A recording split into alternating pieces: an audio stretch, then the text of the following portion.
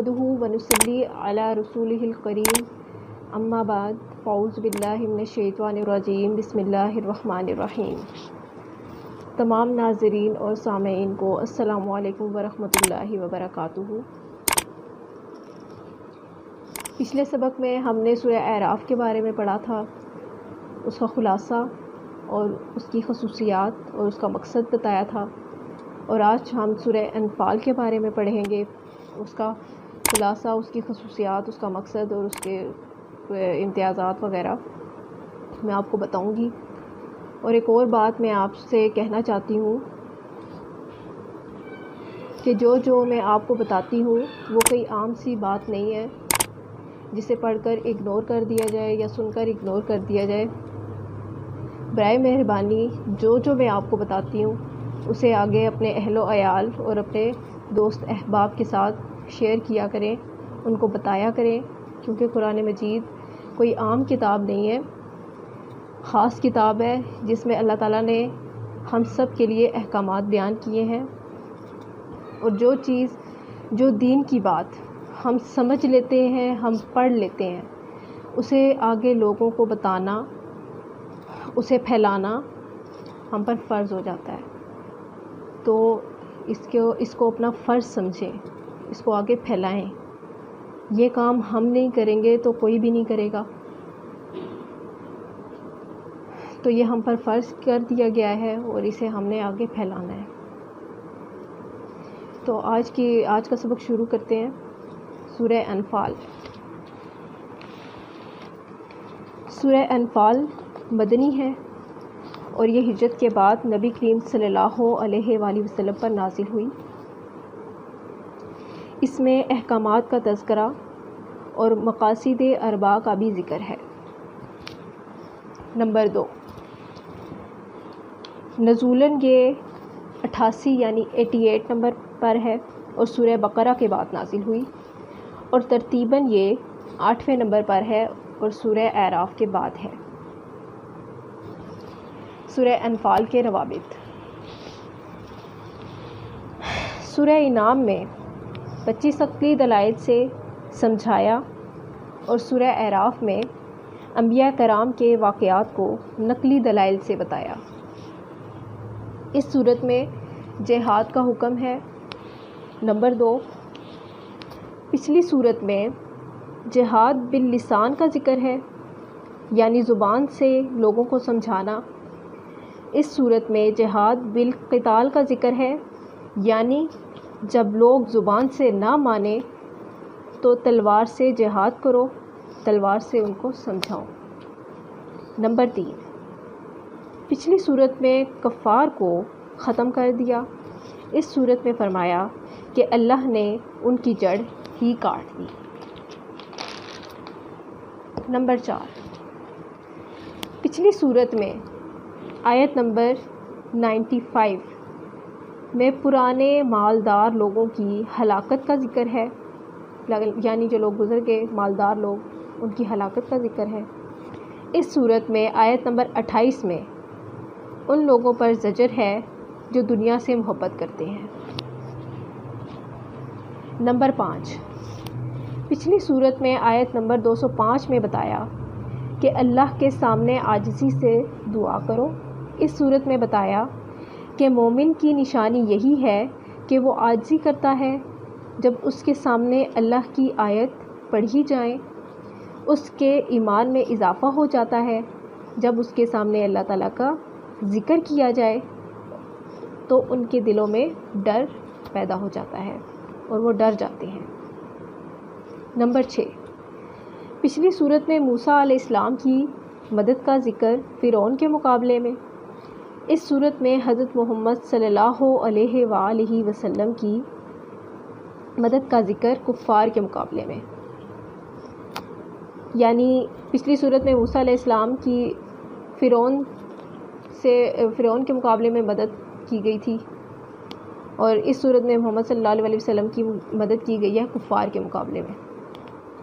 Number 7, पिछली सूरत में आयत नंबर 199 में नेकी का हुक्म दिया गया। इस सूरत में अमर बिल मारूफ़ का ज़िक्र आयत नंबर 1 में कि आपस में सुलह रखो। نمبر 8، پچھلی صورت میں پرانی امتوں کے پیغمبروں کا ذکر ہے۔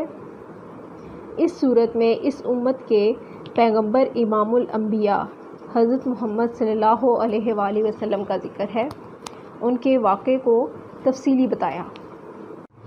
نمبر 9، پچھلی صورت میں بتایا کہ جب قرآن پڑھا جائے تو اس کو غور سے سنو۔ اس صورت میں بتایا کہ مومن کی نشانی ہے کہ جب قرآن پڑھا جائے تو اس کو غور سے سنتا ہے۔ سورہ انفال کی خصوصیات۔ نمبر 1، آیت نمبر 1 میں کامیابی کے 3 عوامل ہیں۔ نمبر 1، اللہ سے ڈرو۔ نمبر 2، آپس میں صلح رکھو۔ نمبر 3، اللہ اور اس کے رسول کی اطاعت کرو۔ نمبر 2، یہ صورت ممتاز ہے۔ آیت نمبر 2 اور 3 کے ساتھ ایمان والوں کے 5 اوصاف کا ذکر ہے۔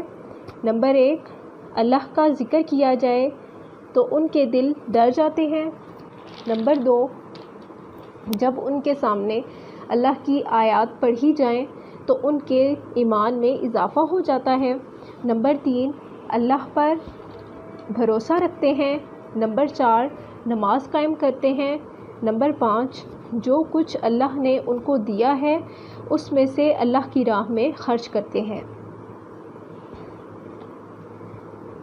تیسری خصوصیت، آیت نمبر 7 میں حضور پاک صلی اللہ علیہ وآلہ وسلم کے ساتھ اللہ نے وعدہ کیا، 2 جماعتوں میں سے ایک جماعت کا وعدہ کیا، اس کا ذکر ہے، اس سے یہ صورت ممتاز ہے۔ نمبر 4، میدان جہاد کے 7 قانون و ضوابط کا ذکر ہے، اس سے یہ صورت ممتاز ہے۔ نمبر 5، یہ صورت ممتاز ہے آیت نمبر 30 کے ساتھ، حضور پاک صلی اللہ علیہ وسلم کے خلاف کافروں نے منصوبے بنائے، اس کا ذکر ہے، یہ صرف اسی صورت میں موجود ہے۔ یعنی جو منصوبے کافروں نے حضور پاک صلی اللہ علیہ وسلم کے خلاف بنائے تھے وہ صرف اسی صورت میں موجود ہیں اور کسی صورت میں موجود نہیں ہے۔ نمبر 6، یہ صورت ممتاز ہے آیت نمبر 33 کے ساتھ، یعنی جہاں 2 باتیں ہوں گی وہاں امن ہوگا۔ وہ 2 باتیں کون سی ہیں؟ جب تک استغفار کریں گے عذاب نہیں دوں گا۔ نمبر 2، جب تک آپ صلی اللہ علیہ وآلہ وسلم ان میں موجود ہیں ان کو عذاب نہیں دوں گا۔ آیت نمبر 33 میں یہ 2 باتیں بیان ہوئی ہیں، جو ہوں گی تو امن ہوگا، یعنی جب تک لوگ استغفار کریں گے اللہ تعالیٰ عذاب نہیں دیں گے، اور جب تک آپ صلی اللہ علیہ وسلم ان میں موجود ہیں تب تک ان پر عذاب نہیں آئے گا۔ یعنی جو کافر ہیں، جو حضور صلی اللہ علیہ وسلم پر جنہوں نے ظلم کیا، ان کے بارے میں یہ بات کی جا رہی ہے۔ نمبر 7، یہ صورت ممتاز ہے آیت نمبر 35 کے ساتھ کہ مشرکین کی نماز کا ذکر ہے، وہ نماز پڑھتے تھے، تالیاں بجاتے تھے۔ نمبر 8، یہ صورت ممتاز ہے آیت نمبر 41 کے ساتھ جس میں مال غنیمت کی تقسیم کا ذکر، مسلمانوں کو کفار سے فتح ہوئی اور مال غنیمت ملا۔ یعنی آیت نمبر 41 میں مال غنیمت کی تقسیم کا ذکر ہے، یعنی مسلمانوں کو جب کفار سے فتح ہوئی تو انہیں مال غنیمت ملا، یہ اس مال غنیمت کی بات ہو رہی ہے۔ نمبر 9، یہ صورت ممتاز ہے آیت نمبر 43 کے ساتھ، یعنی حضور پاک صلی اللہ علیہ وسلم کے خواب کا ذکر ہے، مسلمانوں کی تعداد تھوڑی ہے پھر بھی ان کو کفار سے فتح ہوگی جنگ بدر میں۔ یعنی حضور پاک صلی اللہ علیہ وسلم کو خواب میں اشارہ دیا گیا تھا کہ مسلمانوں کی تعداد بے شک تھوڑی ہے لیکن ان کو فتح ہوگی جنگ بدر میں۔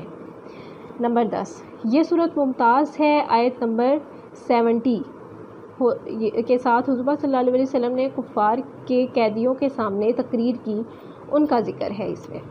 یعنی آیت نمبر 70 میں حضور پاک صلی اللہ علیہ وسلم نے کفار کے قیدیوں کے سامنے تقریر کی تھی، اس کا ذکر ہے، اس سے یہ صورت ممتاز ہے۔ سورہ انفال کا مقصد، اللہ کے راستے میں قتال کرنا، جہاد کرنا، اس کے لیے ضروری باتیں۔ نمبر 1، مجاہد کی تربیت۔ نمبر 2، معاشرے کی اصلاح، یعنی حالت درست ہو تب مجاہد جہاد کر سکے گا، یعنی وہ تندرست ہو۔ نمبر 3، مجاہد کے گھر کے اندر جتنے افراد ہیں ان کی بھی تربیت ہو۔ نمبر 4 باہر کی اصلاح۔ نمبر 5 گھر کے اندر کی اصلاح۔ سورہ بقرہ میں آیت نمبر 177 میں مجاہد کی تربیت کے 10 اوصاف کا ذکر ہے، 5 توحید کے لیے، 5 عمل کے لیے۔ مجاہد کے گھر کے اندر کی اصلاح کے لیے بھی 18 باتیں سورہ بقرہ میں ہیں۔ سورہ آل عمران میں بتایا کہ نمبر 1 جہاد کے لیے جاؤ، عقیدہ درست کرو، ایک عقیدہ ہو۔ نمبر 2 تنظیم کے لیے کہ ان کا منشور قرآن ہوگا۔ نمبر 3 اور فعال یعنی تنظیم کے افراد چست ہوں، سست نہ ہوں۔ نمبر 4 اپنا مال بھی جہاد میں لگائے گا۔ نمبر 5 راز کی بات کسی دشمن کو نہیں بتائے گا۔ سورہ نساء میں ملک کو مضبوط کرنے کے لیے رعایا کے لیے 14 احکامات اور بادشاہ کے لیے 8 احکامات ہیں۔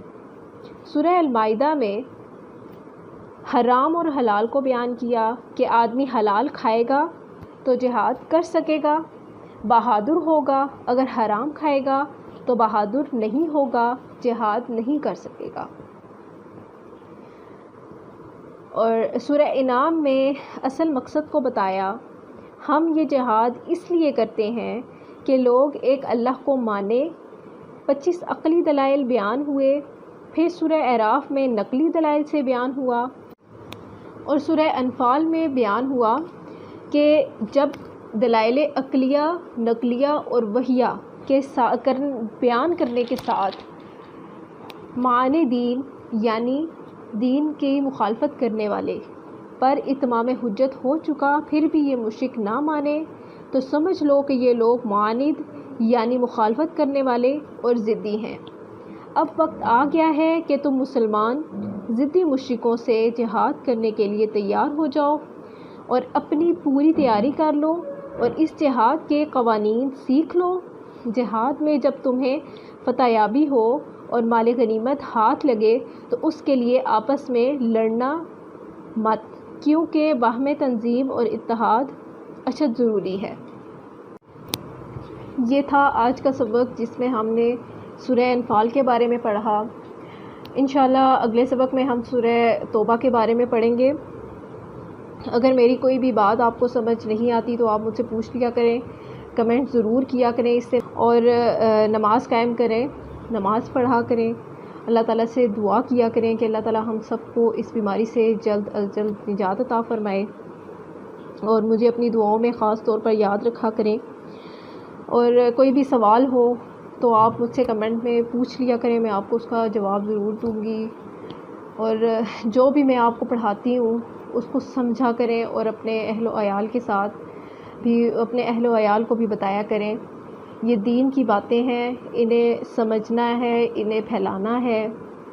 زندگی کا کچھ پتہ نہیں کہ کب ختم ہو جائے، آج ہم سوئیں اور کل ہماری آنکھ قبر میں کھلے، ہمیں کچھ پتہ نہیں ہے۔ تو اس لیے دوسروں کے لیے بھی دعا کریں کہ یہ بیماری ختم ہو، اور جو لوگ بیمار ہیں ان سب کے لیے ان سب کی شفا کے لیے دعا کیا کریں۔ انشاءاللہ اگلے سبق کے ساتھ اگلی ویڈیو میں آپ سے ملاقات ہوگی۔ اللہ تعالی ہم سب کو اپنے حفظ و امان میں رکھے۔ اللہ حافظ۔